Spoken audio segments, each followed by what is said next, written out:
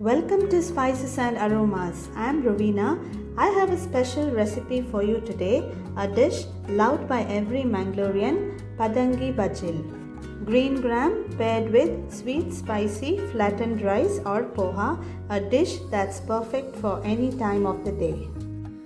Let's go step by step. First, let's cook the green gram. Heat up some oil in a pan. Add 1 teaspoon mustard. When the mustard starts to splutter, let me add 2 sprigs of curry leaves. Let the curry leaves fry a bit and then I will add finely chopped green chilies. I am using 2 green chilies.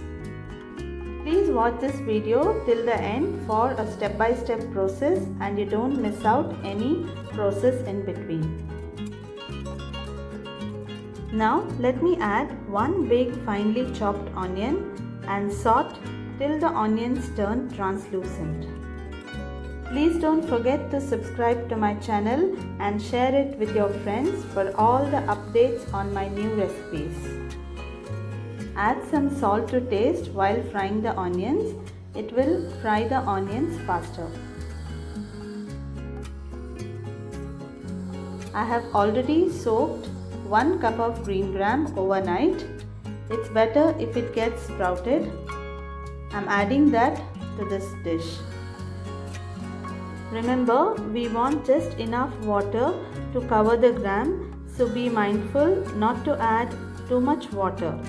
Since the gram is soaked earlier, it cooks faster. Cook until the green gram is tender and cook to its perfection. Have you tried Padengi Bajil in any of the restaurants around Udupi or Mangalore? Please write to me in comments. Close the lid and continue cooking. While our green gram is halfway cooked, let's add 1/4 cup of freshly grated coconut. Instead of green gram, you can also try with chickpeas, or we call it Kabul chana, or white peas. Cover the lid and continue cooking. After 2 minutes, add 1 teaspoon of jaggery. This is optional, but I highly recommend to add this as it gives a delightful twist to this dish.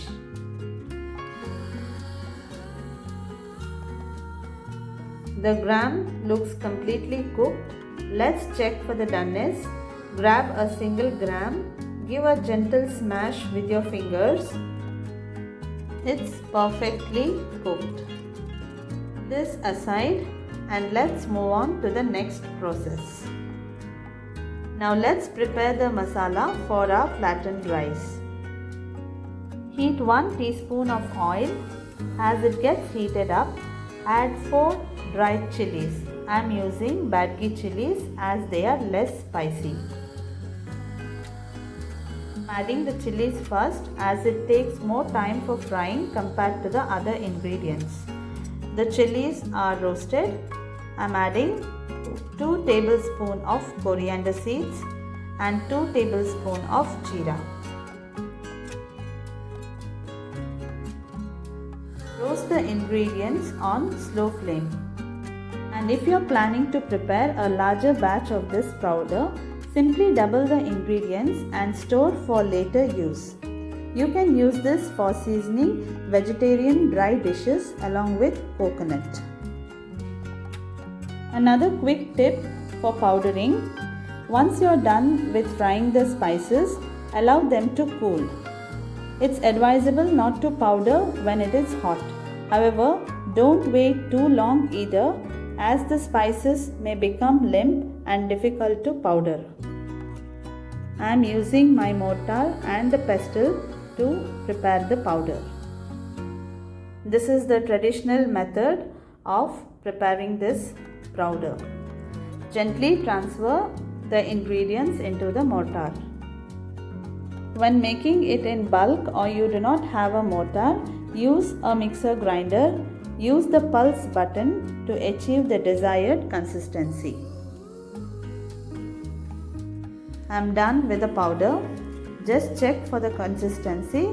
It's slightly coarse.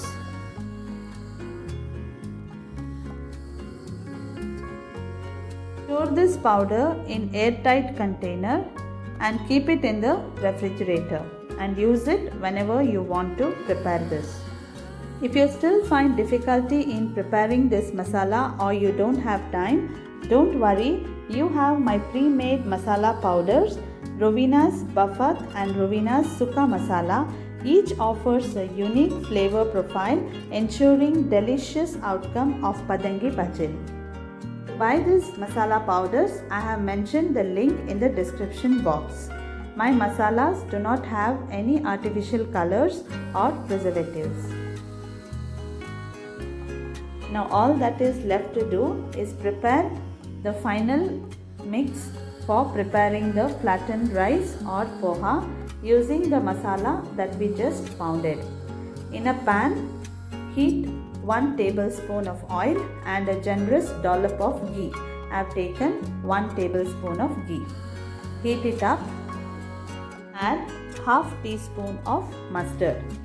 When the mustard starts to splutter, add 2 sprigs of curry leaves. Add in 2.5 tablespoons of pounded masala. Fry the masala in the oil and ghee for just 30 seconds and then add 3 tablespoons of jaggery. Add 1/6 cup of water to melt the jaggery. This process is a bit lengthy. You can split this process, prepare the masalas beforehand so that it becomes useful when you are doing the preparation. I am sure you will like this recipe and please do share it with your friends and relatives. This is a restaurant style of preparing Padengi Bajil. The jaggery is melting and well mixed with the spices. It's time to add half teaspoon of turmeric powder, some salt to taste, and finally add the grated coconut. I'm using 1 cup of coconut. Give a good and final mix to this preparation.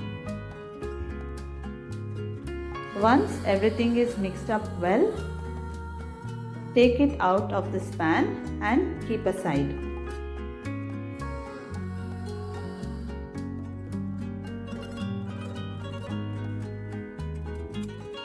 You can store this in the refrigerator up to 15 days and use it whenever you want to use it. To the same pan, I am adding the required amount of poha that has to be consumed immediately. So I just took 2 cups of poha. To this I am adding the ready mix that I have made. When it comes to mixing the masala, using your hand is the best way to ensure thorough incorporation of the masala and optimal flavor distribution. Take some poha and taste it. If you feel it is spicy, add more poha, and if you feel it is less spicy, you can add more of this masala. For the final touch, sprinkle 1 teaspoon of sugar. If you want more, you can add 1 tablespoon of sugar. It tastes yummy. In restaurants, they serve the sugar separately in a spoon. Now let me show you how to serve the Padengi Bajil. In a plate, first put a spoonful of Padengi or green gram. Over that, spread a layer of Bajil or Poha. Mix it together and have this delicious Padengi Bajil. I hope you enjoyed watching this video. Until we meet next time, I wish you happy cooking. Thank you so much.